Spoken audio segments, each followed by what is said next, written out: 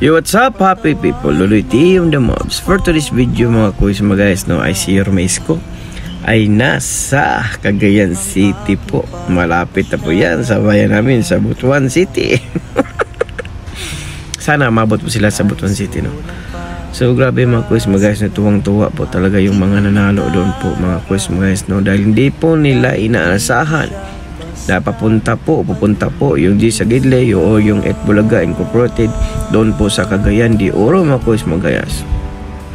Well, sabi naman po ni Yormesco talaga mga kuys magayas ay random po yung kanilang pamimigay o pag-aabot ng tulong sa ating mga kapwang kababayang Filipino na kahit saan po kayo dako sa Pilipinas ay talagang pupuntahan po kayo ni Yormesco at ang Etbulaga sa G sa Gidle.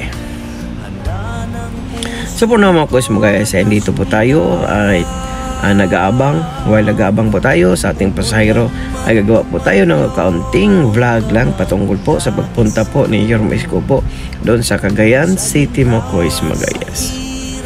Kita nyo naman, nagmukhang Arabo tayo ngayon. So grabe mga kuys magayas, no. Well, talagang balanse si Yormesco kahit na hindi siya mag-isang public servant ay nakatulong pa rin siya kahit nasa showbiz siya sa pamagitan o pamamaraang magbigay saya po gaya lang po ng pagpunta po nila sa mga lugar-lugar. Random po yan. Isa po rin niyang part po sa pagtulong ng ating kapwa o kapwang Pilipino na dapat po tutulungan. At yun po ang nangyari kanina sa may Cagayan de Oro ay talagang tuwang-tuwa po si Ali at saka si tatay na nagtitinda ng mangtataho, pero wag ka ha, nakapagpatapos po siya pero wag ka si tatay po ay nakapagpaaral po ng kolehiyo at high school. Biruin nyo po mga gayas ha, kahit ano pong klaseng hanap buhay nyo mga gayas, pag talagang tinisipagan mo o may dedication ka sa trabaho mo ay talagang makapagpatapos at matutupad yung pangarap mo mga kuys mga gayas. Well, talagang ramdam po ni Yormesco yan o talagang relate po si Yormesco yan dahil galing po si Yormesco sa baba o galing po si Yormesco sa hirap, kaya nararamdaman po niya yung talagang paghihirap ng taong bayan, kaya nga karapat-dapat po siya magiging isang public servant. Yan po ang ating Yormesco na walang katulad po. Grabe talaga.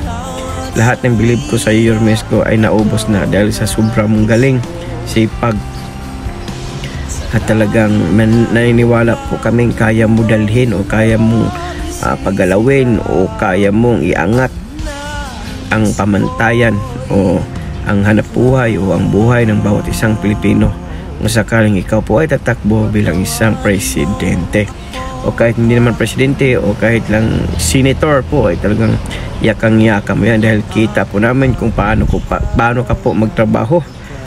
Kitang-kita po namin yan at ramdam po namin at talagang nanalig kami, nagdadasal kami na sana this coming 2025 ay natakbo kayo the higher rank like senatorial.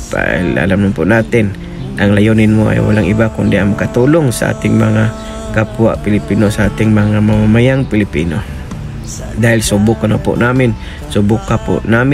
yung mga supporters mo Yormesco sa Manila pa lang ay talagang ginalingan mo na agad 100%, 24/7 hindi natutulog, nagtatrabaho na kahit anong pagod ng buhay na kahit kaya wag po tayong masilaw sa counting halaga lamang mga kuys magayas, no.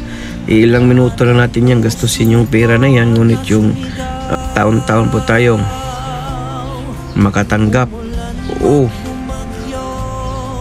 matupad yung mga panalangin natin na sana guminawa ang buhay natin. Well, hindi natin masisisi ang gobyerno mga kuys, no. Ang una pong sisihin yung sarili po natin dahil mali po na yung nailagay natin dyan sa panggugobyerno. Kaya vote wisely po talaga, mag-isip o baga mag-scout ka, siyasatin kung sino yung karapat-dapat, kung sino yung may resibo na talagang dapat kailangan na ilagay dyan sa posisyon na yan para hindi po tayo magsisisi sa huli dahil tama nga, dahil talagang ang pagsisisi ay nasa huli. Kaya dahil nagsisi na po tayo, dapat po sa sunod, itama na po natin kung sino yung karapat dapat mga kois magayas, no? Yun lang po mga kois magayas, dahil umabot ka sa dulo ng ating video, please follow, like, and share. So for now, I'm God Pilipinas, God first, God bless all, peace.